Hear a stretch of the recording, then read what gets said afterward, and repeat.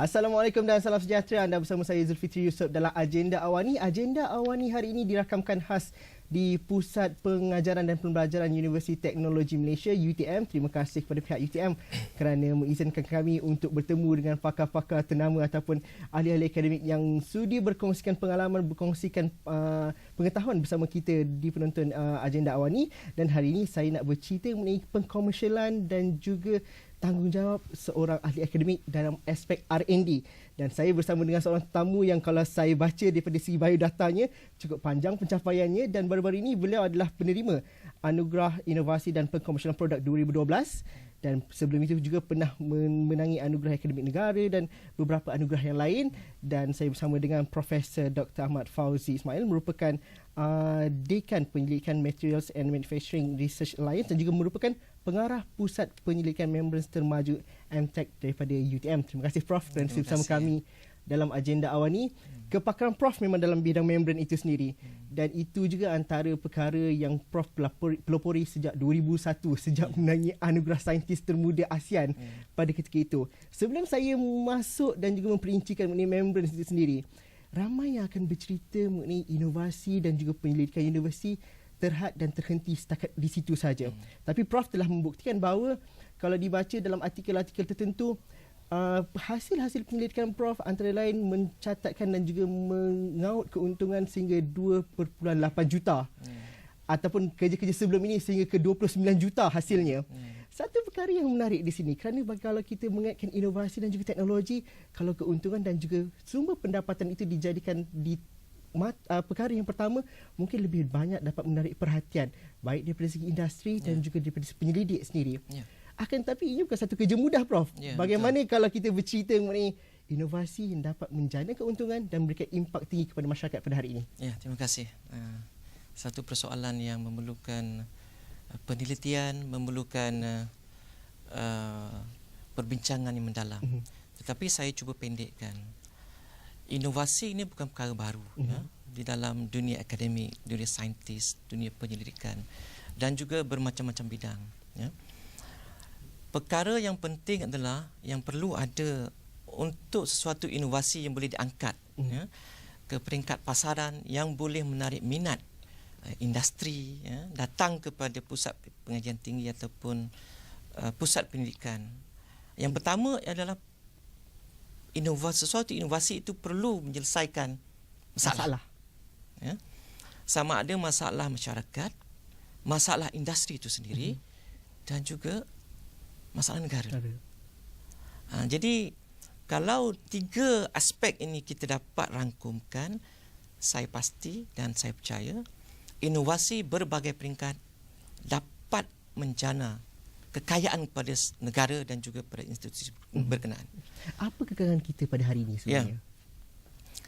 Berbalik kepada kekangan, banyak kekangan ya.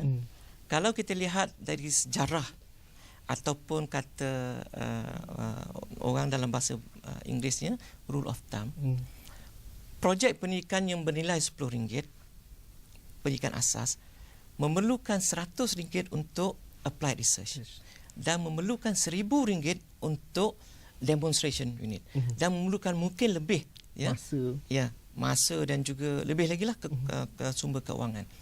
Jadi kekangan sumber keuangan ni merupakan faktor yang penting. Satu. Yang kedua, penyelidik itu sendiri. Ya. Secara tradisinya, para penyelidik di IPT dan juga pusat pendidikan secara tradisi dululah ya, sebelum tahun 90-an ya, mereka beranggapan bahawa projek pendidikan mereka yang terbaik. Tetapi dari sektor komersial terbaik belum tentunya ya memberi manfaat kepada mereka. Ya. Jadi persepsi ataupun idea ni perlu diolah kembali, yang mana sesuatu inovasi itu perlu memberi manfaat kepada customer. Customer first. Barulah sesuatu inovasi itu boleh kita roll out.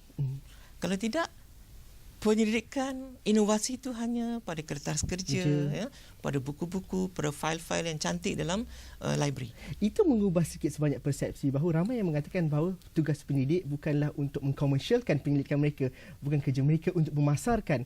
Tapi akhirnya sekali apabila kalau dirujuk kepada apa yang Prof katakan, bahawa inovasi yang baik yang memberi manfaat kepada semua sudah pasti akan mendapat kliennya itu sendiri. Contohnya satu perkara. Dan dalam sudut dana contohnya, kalau kita membuat perbandingan dengan negara-negara Eropah ataupun US ataupun Jepun, kita di negara Asia Tenggara masih ketinggalan daripada segi ini.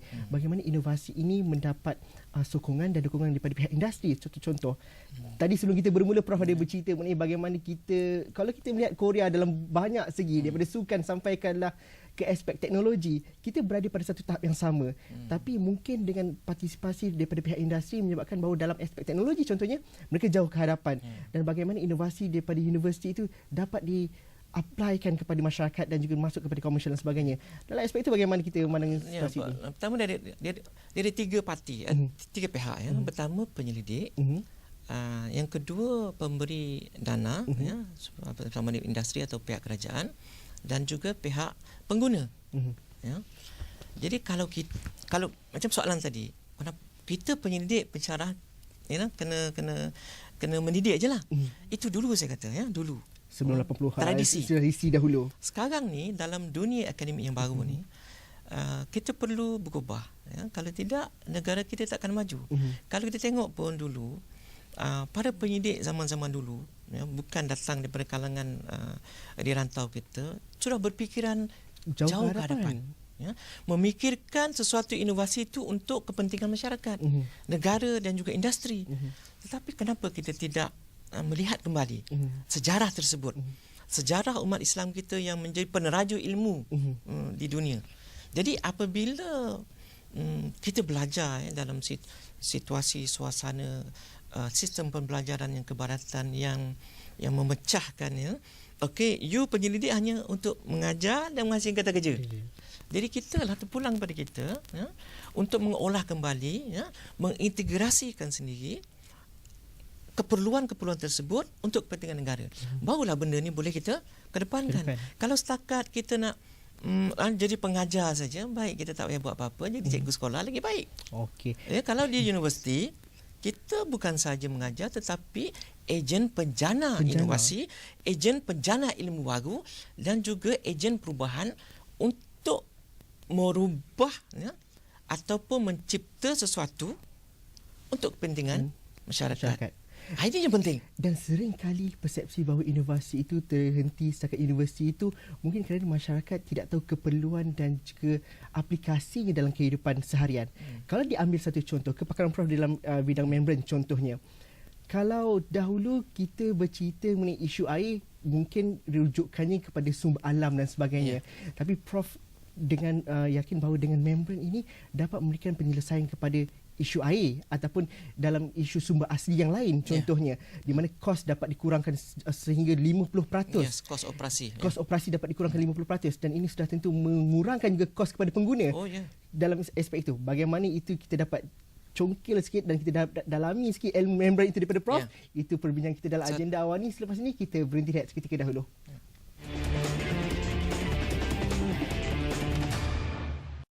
Okey, bersama kita dalam agenda awal ni, kita masih lagi bersiaran dari Universiti Teknologi Malaysia. Saya bersama dengan Profesor Dr. Ahmad Fauzi yang dinobatkan sebagai penerima Anugerah Inovasi dan Pengkomersialan Produk 2012 melalui Sistem Teknologi Pemisahan Bermembran yang menggunakan bahan berasaskan polimer dan bahan komposit untuk rawatan air dan air sisa.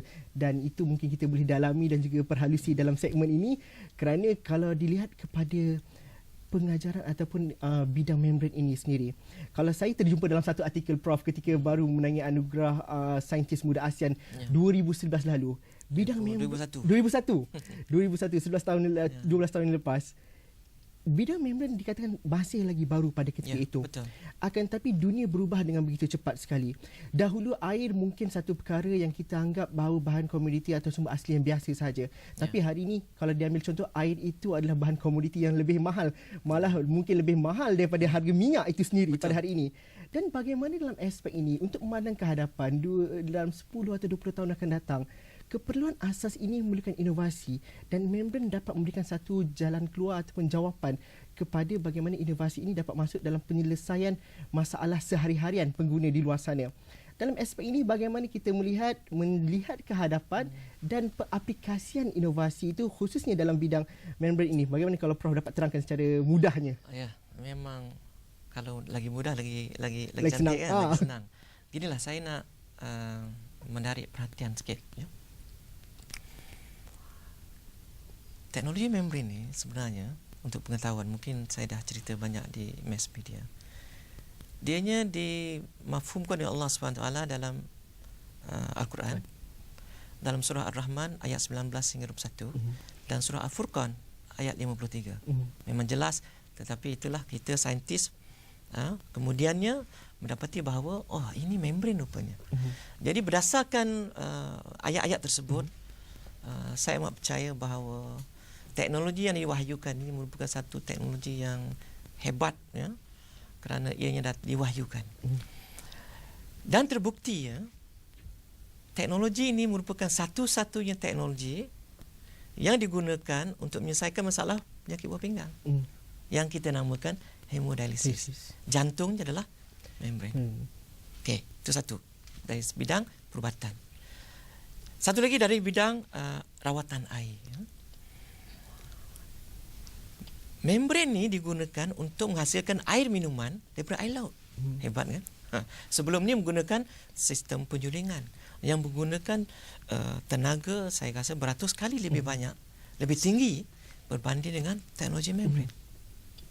Jadi itu kalau air laut tu air yang paling pekat, ya, 44,000 part per million kepekatan garam berbanding dengan air yang sumber lain. Ya. Kalau itu pun membran boleh digunakan dan digunakan merata-rata di dunia, ya, di Middle East, ya, di Jepun, Amerika dan merata menggunakan teknologi ini. Dan jiran kita Singapura, ya, Sembilan Tambak akan, saya rasa sudah pun install satu sistem yang paling besar di dunia untuk menghasilkan air minuman daripada air laut. Nah, ini kita tak perlu pergi jauh lah. Menunjukkan bahawa kepentingan teknologi itu untuk menghasilkan hanya air. Masya Allah, kita dikurniakan oleh Allah SWT banyak air. Tetapi maaf cakap, ada tempat yang masih kekurangan air. Tahun 97-98 kita ada krisis air yang besar. Krisis air yang besar. Masalah negara. Ya. Jadi pada masa itu tiba-tiba penggunaan teknologi membran dibawa masuk daripada Perancis, daripada merata dunia. Di mana keperluan ni? Pada kepakaran itu sudah ada di sini. Bagaimana? Jadi inilah persepsi. Inilah tanggapan masyarakat. Dan saya nak bercerita pun susah. Ya. Teknologi ada, ya, tetapi biasalah. Dia nak hari ni, datang hari ni, nak besok. Tetapi apabila kita masyarakat penyelidik memerlukan dana, ya, dia bagi dana. 2 tahun lepas tu so commercialize. 3 tahun lepas tu nak tengok dalam market. Jadi sistem ini perlu, atau tanggapan ini perlu kita revisit, tengok kembali keperluan kepada negara. Air ini is a strategic commodity, ya, kepada sebuah negara. Ya. Disebabkan air huru-hara sebuah negara, hubungan antara negara bermasalah. Apa kalau di Malaysia, ya, blessed with a lot of water, apa salahnya kalau kita memberi tumpuan sedikit, ya, terhadap the strategic commodity ini, yang mana kita tak perlu gerudi, ya, ke dalam laut untuk menghasilkan macam minyak, ya, tetapi harganya lebih mahal daripada minyak. Idealistiknya bagaimana keperluan dan juga ekosistem sebagai seorang penyelidik supaya ini dapat diselesaikan perkara-perkara ini yang kita katakan tadi? Ya, pertama, pihak tertentu perlu memberi kepercayaan. Ya. Contoh, kita akan buat demo plan. Demo plan maksudnya sebelum dikomersialkan. Mungkin ramai masih skeptikal. Betul ke ni, kan? Okey, kita bagi demo plan. Kita bagi sesuatu kampung, ya. Kita buat sesuatu sistem, letak kat situ setahun dua, kita tengok apa terjadi. Ini yang kita buat di UTM. kita ada produk yang UTM bukan saja di dalam negara, di luar negara pun dah. Tetapi kita tak war-warkan sebab mungkin 1-2. Nanti orang kata alah 1-2 kan. Okey, tapi ini mungkin platform yang terbaik kalau kita dapat kongsikan peranan dan juga fungsi pusat penyelidikan memang termaju ini sendiri dan bagaimana ini menjadi satu nadi kepada industri ini supaya dapat berkembang dan sudah pun berkembang dan berada di seiring dengan keperluan global. Kalau kita dalam aspek itu secara keseluruhan kita nampak bagaimana, Prof? Ya, pertama, sesuatu pusat pendidikan tu perlu penarafan. Perlu pengiktirafan. Sekurang-kurangnya di peringkat negara. Ya, ini penting. Kalau kita tengok di luar negara, beberapa pusat pendidikan dari segi kualiti penyelidiknya kita sama saja. Some extent kita pula lebih.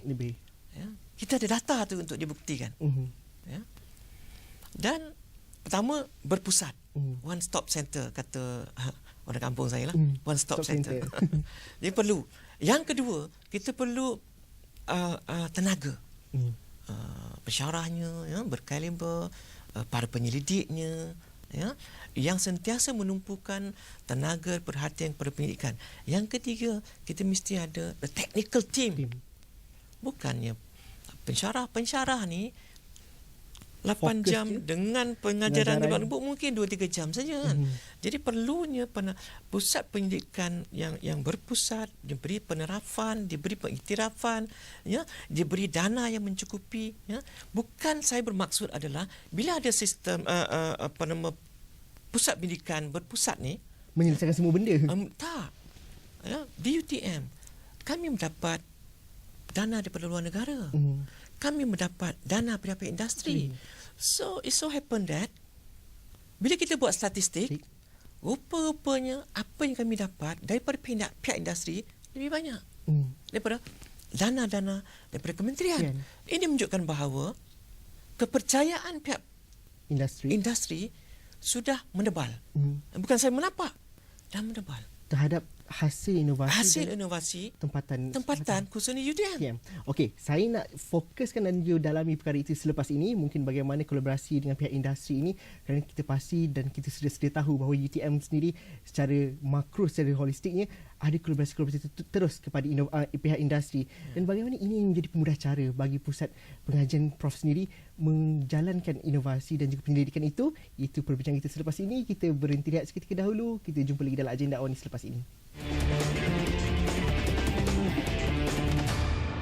Okey, bertemu lagi kita dalam agenda awal ini dirakamkan khas di Universiti Teknologi Malaysia di Skudai Johor. Prof, kalau kita bercerita mengenai inovasi itu sendiri, inovasi itulah yang menjadi sumber kekayaan baru negara sepatutnya. Nadi. Dan itu yang diperlukan dalam aspek ekonomi negara, ekonomi berdampak tinggi yang kita mahukan. Dan dalam aspek itu juga bagaimana dengan kolaborasi daripada pihak industri dan juga penyidik di UTM itu sendiri memberikan bukan saja penambahan dana, bukan saja memudahkan penyelidikan dijalankan, tapi memberikan juga pengkayaan daripada segi informasi dan juga data-data itu sendiri. Bagaimana dalam itu dapat kita fahami, Prof?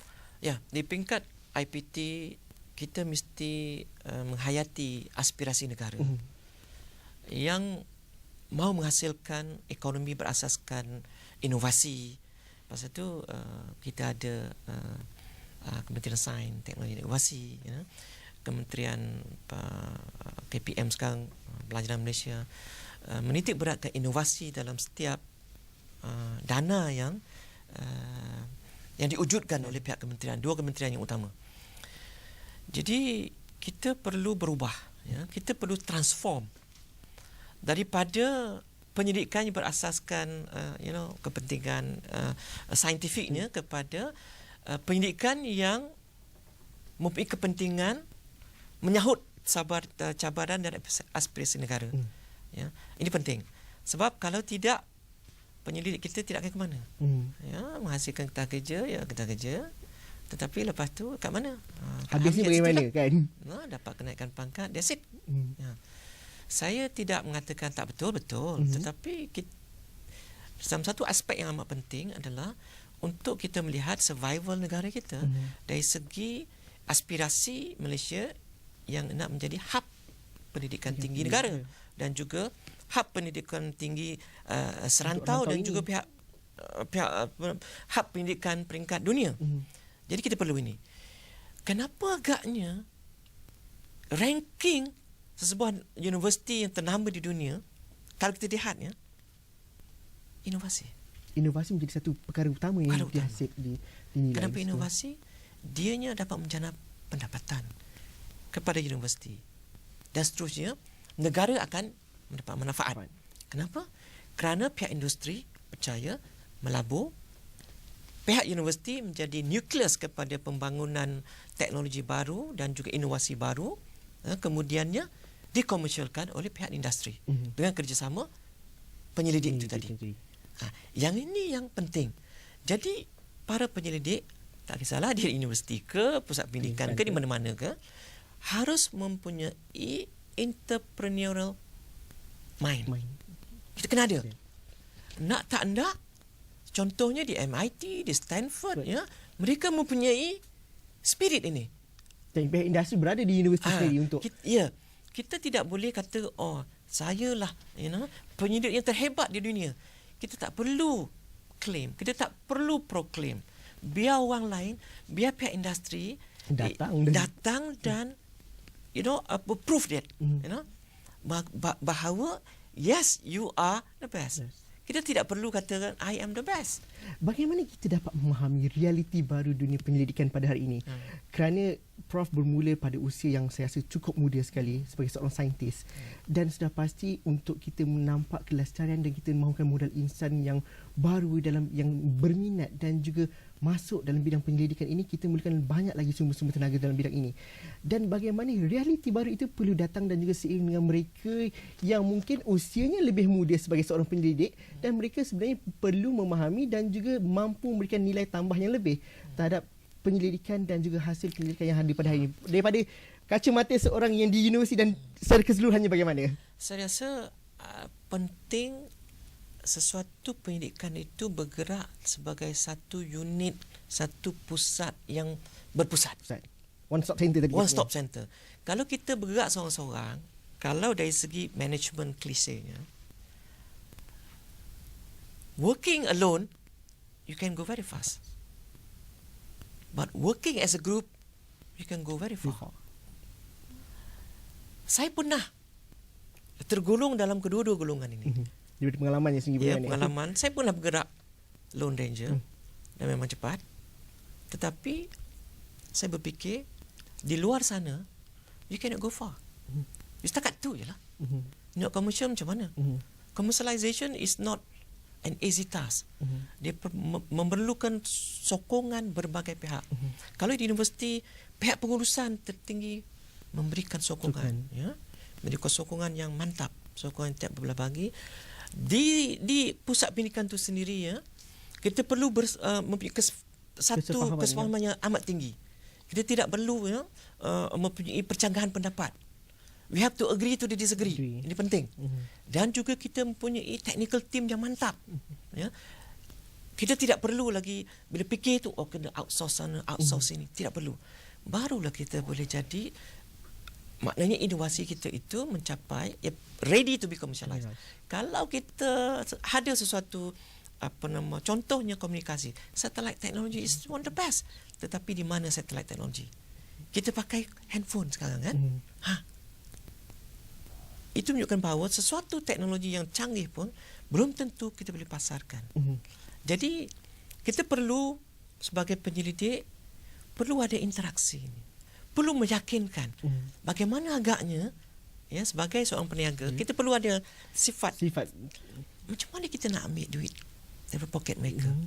Mereka mesti ada ni duit aku ni, aku nak beli mesti dia fikir untung rugi. Begitu je kita.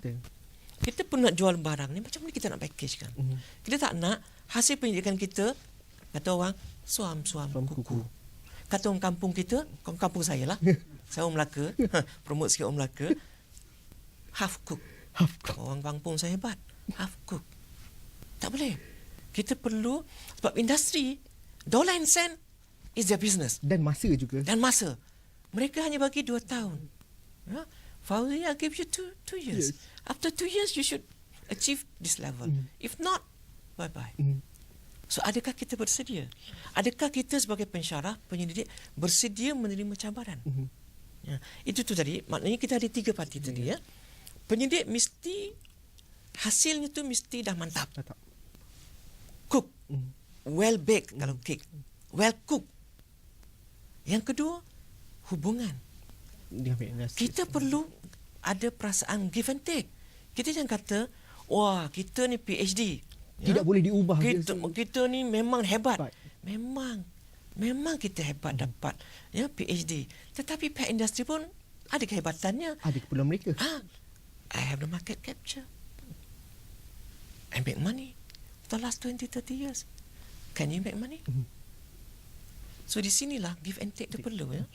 Kita perlu ada give and take supaya mereka menghormati kita menghormati mereka, barulah ada sinergi.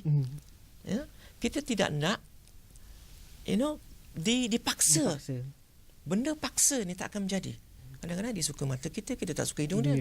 So ini perkara ni reality. Yang ketiga tu apa dia? Yang ketiga ni adalah kita sendiri. Penyelidik itu sendiri. Ya. Perlu tidak ada, there's no 5 to 8 working hours. They can call you at any time. Adakah anda bersedia? Dalam aspek global itu perkara yang paling dituntut sekali dan sebagainya. They can call you at night. Adakah kita bersedia? Mentaliti kita perlu ada transformasi. Barulah penyelidikan inovasi kita memberi impak kepada universiti, kepada masyarakat dan boleh menjana pendapatan kepada negara, dan di situlah baru Malaysia akan dikenali sebagai sebuah negara penjana inovasi di dunia. Okey, terima kasih Prof. Prof menutup perbincangan kita dengan cukup cantik sekali di situ. Terima kasih kerana sudi bersama kami dalam agenda Awani pada malam ini. Terima kasih juga kepada anda yang menonton. Jika anda ada sebarang pertanyaan ataupun mungkin nak dapatkan komen ataupun menghantarkan pandangan anda, teruskan bersama kami di Facebook, di Twitter Astro Awani, ataupun boleh terus bersama kami di astroawani.com untuk perkembangan berita sekian dimensi. Sekian saja. Terima kasih kepada pihak UTM. Sekian saja agenda Awani untuk malam ini. Assalamualaikum, salam sejahtera. Terima kasih banyak Prof. Thank you.